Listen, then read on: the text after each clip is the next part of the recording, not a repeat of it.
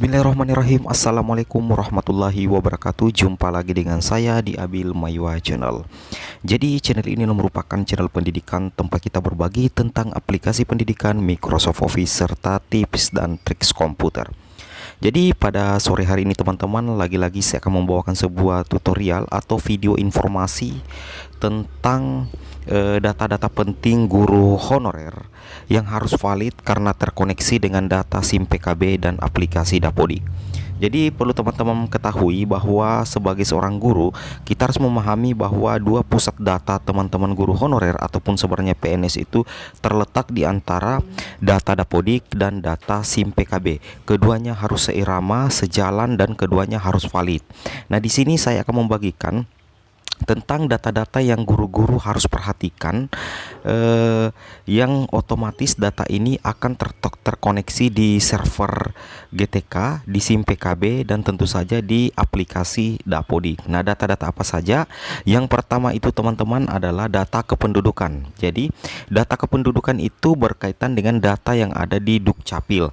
Data di Dukcapil itu berkaitan dengan nomor induk keluarga atau NIK, nomor induk KTP ya, artinya NIK dari guru tersebut, kemudian tanggal lahir, usia, dan jenis kelamin. Nah, di sini di data kependudukan yang harus terkoneksi antara data Dapodik dengan SIM PKB itu, yang pertama itu adalah NIK.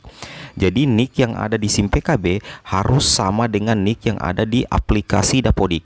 Meskipun sebenarnya data-data yang ada di SIM PKB maupun data-data yang ada di Dapodik itu selalu beriringan, namun bisa jadi jika terjadi perbedaan antara data yang ada di SIM PKB maupun data yang ada di aplikasi Dapodik.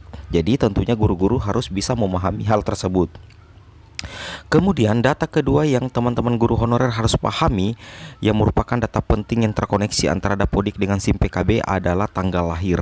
Jadi tanggal lahir teman-teman itu harus betul-betul valid dan sesuai dengan akte kelahiran teman-teman, yaitu karena kenapa? Tanggal lahir ini berkaitan dengan data kepegawaian teman-teman dan data kependudukan teman-teman di aplikasi Dapodik maupun di SIM PKB. Kemudian usia. Nah, secara otomatis kalau usia itu dihitung berdasarkan tanggal lahir teman-teman. Kemudian jenis kelamin itu antara dua, yaitu perempuan dan laki-laki. Tentu saja seperti itu teman-teman ya. Oke, itu khusus data kependudukan yang terkoneksi antara data Dapodik, server GTK, dan aplikasi SIM PKB. Oke, kita coba lanjut di berikutnya. Nah, di sini yang tidak kalah penting teman-teman, yaitu data mata pelajaran. Jadi data mata pelajaran adalah merupakan salah satu data penting dari seorang guru honorer ataupun pegawai negeri sipil. Data yang mana di situ data mata pelajaran yang akan terkoneksi antara Dapodik dengan SIM PKB, yaitu data mapel jenjang. Nah, misalkan teman-teman adalah seorang guru sekolah dasar, maka mapel jenjang yang diampu itu adalah SD. Dan jika mapel jenjang teman-teman adalah SMP, maka mapel jenjang yang terinput di SIM PKB dan Dapodik itu harus SMP. Nah, kemudian nama mapelnya. Nama mapelnya itu kalau teman-teman mapel jenjangnya adalah SD, maka nama mapelnya adalah guru kelas. Nah, di sini lagi harus teman-teman perhatikan. Untuk nama mapel itu sendiri terbagi dua lagi teman-teman ya. Ada mapel kelas atas dan ada mapel kelas bawah. Jadi perlu teman-teman pahami bahwa nama mapel itu sangat penting. Kenapa? Karena itu sangat berkaitan ketika teman-teman akan mengikuti pretest PPG. Nah, jika teman-teman mengikuti pretest PPG atau berbagai macam pelatihan di SIM PKB, maka itu akan disesuaikan dengan nama mapel yang teman-teman ampu. Jika di SD teman-teman mengajar kelas 2 SD, maka secara otomatis yang terinput di SIM PKB-nya itu adalah mapel kelas rendah. Nah, jika seandainya teman-teman mengajar di SD kelas 5, maka secara otomatis nama mapelnya di SIM PKB adalah guru kelas SD kelas atas. Itu sangat berkaitan dengan data teman-teman di pretest PPG maupun di PKP ataupun berbagai macam pelatihan yang akan dikeluarkan oleh Kemendikbud melalui sistem SIM PKB. Jadi data penting di Dapodik dengan data penting di SIM PKB itu harus selalu seirama dan sejalan teman-teman ya. Jadi nama mapel jenjang itu sangat penting untuk teman-teman perhatikan. Jangan sampai ada terjadi kesalahan atau disconnect ya teman-teman ya.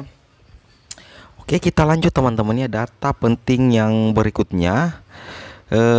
Di sini kita coba pilih untuk data penting berikutnya.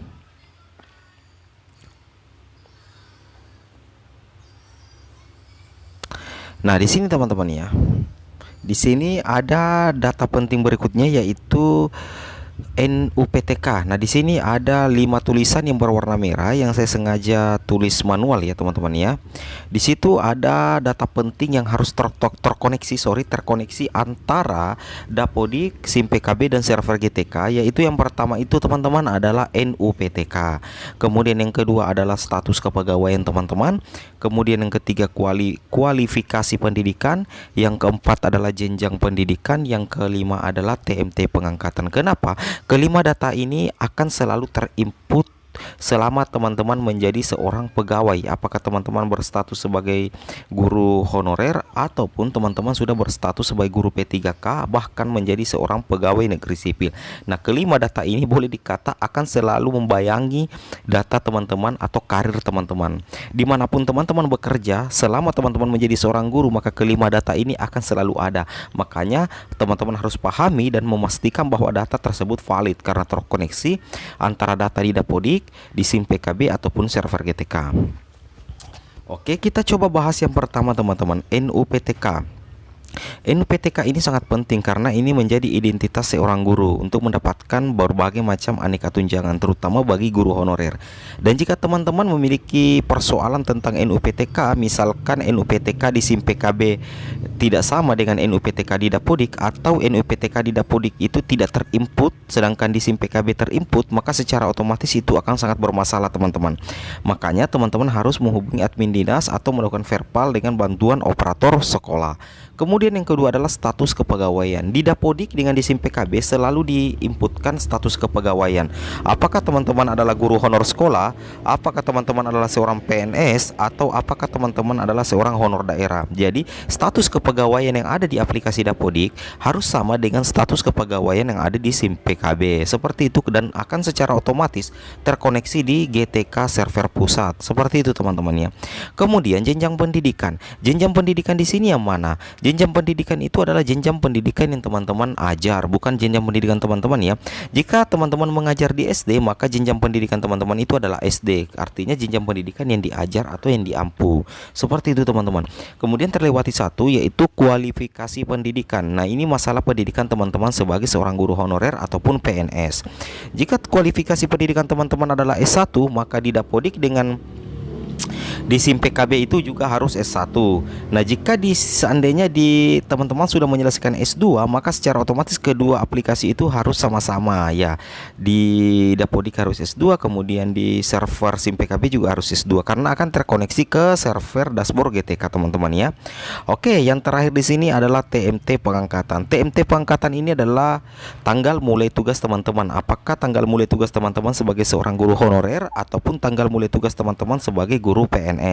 Itu dibuktikan dengan SK pertama ya. Kalau jika seandainya teman-teman adalah guru honorer, maka dibuktikan dengan SK honorer pertama teman-teman, SK kepala sekolah teman-teman yang paling pertama sekali. Dan jika seandainya teman-teman adalah pegawai negeri sipil, maka yang diinputkan di situ adalah TMT pangkatan CPNS. Nah, seperti itu teman-teman ya, beberapa data penting guru honorer dan PNS yang teman-teman harus perhatikan karena akan terkoneksi secara otomatis antara Dapodik dengan SIM PKB dan akan terinput juga secara otomatis di dashboard GTK. Nah, seperti itu teman-teman ya. Nah, oke teman-teman, semoga video ini bermanfaat. Jika seandainya video ini bermanfaat, silakan teman-teman share di media sosial teman-teman. Jangan lupa like, comment, and subscribe. Oke teman-teman, saya akhiri dengan ucapan wabillahi taufik wal hidayat. Assalamualaikum warahmatullahi wabarakatuh.